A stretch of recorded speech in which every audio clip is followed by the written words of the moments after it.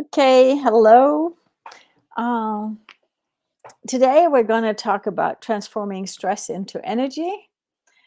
Um, well, also talking about finding balance generally in life. I was down with stress. Oh, by the way, my name is Kristiane Frost. But I was down with stress when I was 21 years old. I'm a lot more right now. And those days it was not known what a burnout was. It was not.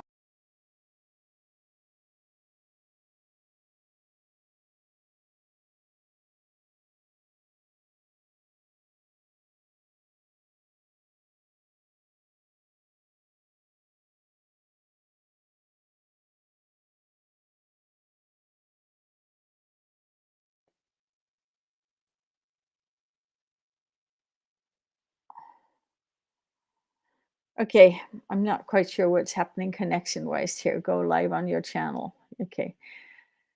I hope it's all working out. Anyway, today, uh, becoming stressed, burned out is kind of a very popular phenomenon. It happens to many people.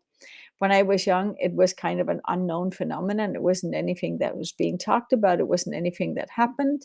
I went to see my doctor. I was tired 12 hours a day. I was sleeping the rest. I had a hard time waking up in the morning.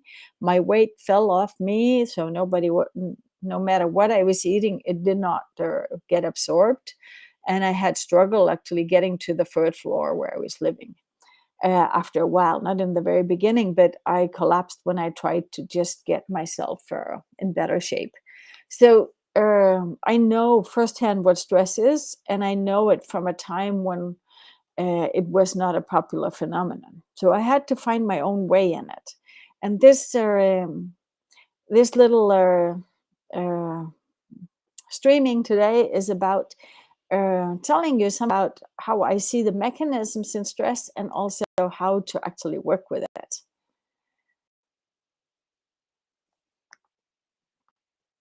So basically, uh, if we're looking at finding balance in life, a normal, good, healthy life looks like if we're looking at the slide that is up, there is like a circle where there's full of energy in the beginning. And that's usually how the morning would be, that you wake up, you have energy, you are connected to yourself, you're in your body, you're connected with your emotions. Even if you're tired, you're at least connected with who you are or where you are. Then, after a while, you start putting all your energy outside of yourself, you start moving, you start being active, and then you after a while you get empty, symbolized with the circle with the pink thing in the middle. That's kind of like when there's no more energy left. And then the natural thing to do is to start recharging yourself, and you get energy again. And then we can start this cycle over. So from moving, what do you say, but using your energy, to getting empty, to creating energy, restoring energy, and again using it and restoring it. And this is kind of like a balance, a natural balance in life, that we move in and out of recharging ourselves and using our energy. And both things is important for actually being able to create energy, because the more energy we use, the more energy we get. So both things are equally important, both the recharging and the actual using the energy. Because if we're not using energy, our brain is telling our system that forget about it. She is not using her energy. She doesn't need energy. So we will not actually produce any energy. Um, then the next thing that happens is that sometimes, instead of actually using what you say, going back and recharging and replenishing our storage, sometimes what happens is the opposite. We, instead of doing that, then we keep using energy we actually don't have. We're crossing the line between the top part of the slide and the bottom part of the slide.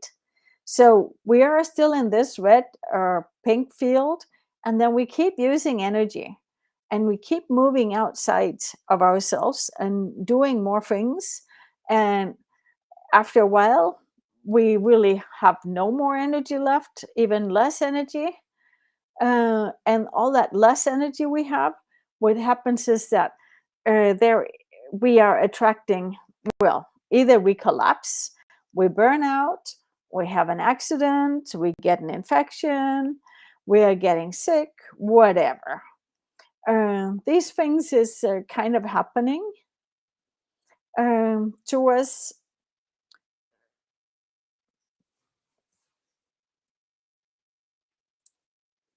Um, so sorry, I'm being distracted a little bit right now. There was some messages coming that is not helpful for me. Um, so basically, what happens? Sorry, I don't know. These messages is not good. Um, so just sorry about that. So I'll come back. Um, Using energy we don't have, that makes us so empty, that makes us vulnerable, that makes us fall apart. And when we are falling apart, they can do that in many different ways. It can be an accident we are tracking. It can be um,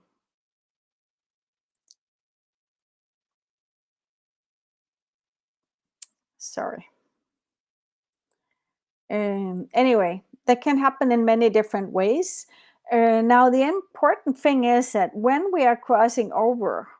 our when we are crossing over from the way where we're finding balance until the way where we are actually using energy that we don't have, there is always a warning coming. Inside of me, there is a particular warning. It's like, I'm probably going to be able to handle it. It's going to be okay. I can restore my energy tomorrow. I can replenish my energy tomorrow or the day after. I'm kind of explaining to myself, there's some kind of defense going on where I'm explaining to myself that, yes, I can do that. I can do that sometime uh, later. um, I don't know what you're saying to yourself. You can try to think for a second. What are you saying to yourself when you are going over this line? When you're crossing this beautiful line of actually knowing that you're using energy that you don't have? um, Maybe you're saying things like, I need to do this because of my boss wants it. I want to do this because it's exciting or whatever. Excitement is one of my big things that can pull me over this line anytime. It's not an accident that I went down with stress when I was young. I am very easily excited, and I'm very easily enthusiastic about things, and I love to do more than I can. Anyway, I've learned it the hard way. So today I am having a lot more energy than I used to because I learned this. So, anyway, there's another part of one thing is that going over this line happens by while I do that, I excuse it to myself. Another part is to go over this line. I usually need some kind of stimulant. And it's not just me, it's everybody. Now, I don't eat sugar. I don't drink coffee. I don't drink alcohol. I sometimes like chocolate, but you're not chocolate with sugar and just chocolate with natural sweetness, so it's a lot less. But we do tend to need some type of stimulants. Excitement can be one stimulant, but another stimulant can simply be physical, like food stimulants. And the simple food stimulants that pretty much everybody uses is sugar, coffee, sometimes alcohol. Of course, it can also be drugs, but it doesn't need to be that much. It can also be very strong spices when you're living in a northern climate. In a southern climate, they don't quite behave like that. Um, so we need some type of stimulus to put ourselves outside of ourselves, something that will move us outside of ourselves. Um, so one of the things we can look at what we can do to avoid getting to the place of the red where things collapse, where we are burning out, where we are getting accidents, so getting into bigger things. One of the things we can do is that we can actually reduce the amount of stimulants we're taking. We can be aware that stimulants is pushing us over the limit. Another thing that is that when we're out in this field where we are over the limit, where we're using energy we don't have, we usually end up being outside referring or outside driven. That means that other people's opinions, our boss's opinions, or other people's opinions, and so on, usually ends up being what's driving us because we have lost connection with what's in our heart. We've lost connection with what's true to us and what we need. Um, so coming back again means start listening to what is my needs and accepting that I cannot always fulfill your needs. For the most part, that's not a big problem, but it's, yeah. So, anyway, I think we don't have too much more time, but if you have any questions, you're welcome to put them in the in the chat. Uh, Also, this is a part of when we're looking at how to deal with stress. We can look at the wheel of health. And basically, we have many, many different ways. One thing is nutrition. We talked about stimulants to just real foods. We can also look at the outlook of life, being insight driven, listening to ourselves rather than to the surroundings. It's also about job, money, and so on. What do we do? Do we actually sell ourselves for work that's not aligned with our heart? Then maybe we are more prone to be stressful than if we don't. If we don't do any exercises, if we're doing a sedentary life, or if we're not breathing well, um, we have a very low activity level. These can all things be things that takes us away from ourselves and moves us into stress. I found that this model on stress is actually very helpful. This can show the way how to get out of it. When I looked at the definition of stress, for me, the definition is that we are crossing this line. In the beginning, we don't feel it's very big and we're not really stressed. It's what many people call positive stress. But really, I don't find that it's positive stress. It's really just making ourselves vulnerable because all of a sudden there is an extra demand on us. I experienced once my daughter was giving birth to her child. I experienced that I had the day before I'd been working 4 hours out in the night and not sleeping well. And I think, oh, I can take it again tomorrow night. And then my daughter was going to give birth to her child, which I didn't know was going to be the next night. So I ended up being up all night.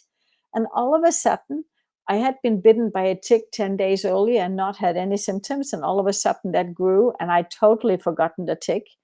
So all of a sudden I found myself having Lyme disease. My immune system couldn't handle it anymore. And my immune system could handle it very easily. So we're also making ourselves vulnerable the moment we go over because then we can't deal with an extraordinary situation. So for me, stress starts by me crossing this line, even if it doesn't feel very stressful at that time. So I have found that my experience when I was young and having stress has actually been able to help me a lot later in life to understand this. I still love the sense of going over that line just a little bit, but I don't do it as much anymore. I am much more aware.